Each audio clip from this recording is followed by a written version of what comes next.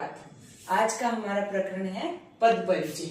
पद परिचय शब्द जब वाक्य में प्रयोग होता है तो वो पद बन जाता है। कई पद मिलकर वाक्य की रचना करते हैं। इस प्रकार वाक्य में प्रयुक्त प्रत्येक पद का अपना अलग परिचय होता है। जैसे मैंने कहा कि विद्यालय, विद्यालय एक शब्द है, लेकिन अगर उसको मैंने बोल दिया सुरेश विद्यालय जाता है तो वो शब्द पद बन गया, क्योंकि वो वाक्य में प्रयुक्त हो गया। ऐसी तरह एक उदाहरण देखिए, अखबार में राजनीतिक खबरों की भरमार है। ये मैंने रेखांकित कर दिया अखबार। अखबार क्या है, हमने ऐसे बता दिया, एक संज्ञा पद है, एक वचन है, वाक्य में कर्ता की भूमिका निभा रहा है अखबार, है ना। तो यानी हम इससे क्या सीखे कि पद का परिचय, व्याकरणिक परिचय ही पद परिचय कहलाता है। पद का जो व्याकरणिक परिचय होता है वही पद परिचय कहलाता है। प्रत्येक पद में लिंग, वचन, कारक नहीं मिलेंगे आपको। क्यों? क्योंकि व्याकरणिक वर्ग में विकारी और अविकारी दोनों प्रकार के शब्द आते हैं। आपको कुछ चीजें लिखनी है। अब कुछ चीजें लिखने के लिए आपको बेसिक नॉलेज होना चाहिए।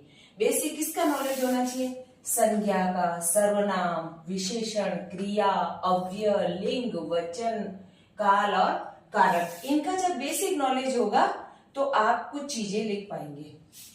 किसी भी शब्द का पद परिचय देते समय इन 5 में से एक चीज मिलेगी। इन 5 में से किस में से? देखो, संज्ञा मिलेगी तो उसके साथ लिंग, वचन, कारक, सर्वनाम, लिंग, वचन, कारक, ये दूसरी चीज। तीसरी अगर विशेषण है तो लिंग, वचन के साथ साथ विशेषण किसका है ना, उसका विशेष क्या है उसका। क्रिया मिलेगी तो क्रिया, लिंग, वचन, कारक, और नहीं तो फिर अव्यय भेद।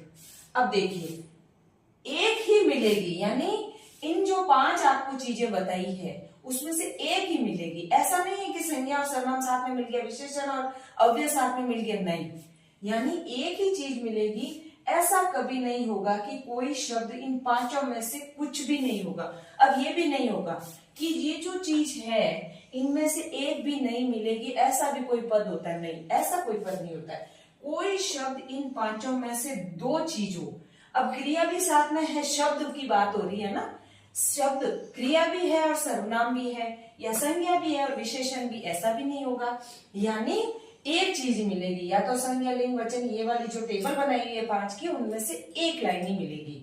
और देखिए, मतलब कुछ भी नहीं मिलेगा, यानी शून्य, ऐसा भी नहीं होगा। कोई इनमें से पद में 2 चीजें मिलेगी, इनमें से ये भी नहीं होगा, लेकिन ये जरूरी है कि कोई एक चीज जरूर मिलेगी।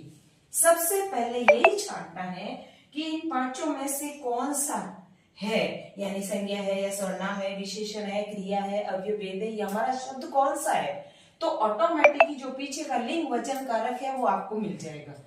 आपने एक चीज छांट ली तो बाकी जो पीछे लिखी हुई है आपको अपने आप ही पता लग जाएगी। कि खुद के 4-5 भेद होते हैं, अव्यय के 5 भेद है ना, क्रिया विशेषण, संबंध बोधक, समुच्चय बोधक, विस्मयादि बोधक, निपात। लेकिन किसी भी अव्यय में लिंग, वचन, काल होते ही नहीं है। ये ध्यान रखना कि क्रिया विशेषण है तो उसमें लिंग, वचन, काल नहीं होंगे। जैसे मान लो एक उदाहरण देखो, सुमित का कुत्ता धीरे चलता है। आपके शब्द है रेखांकित धीरे। धीरे का आपने बताया कि धीरे जो है क्रिया विशेषण है, रीतिवाचक क्रिया विशेषण है कि वो धीरे चलता है। अब आप क्या बताएंगे?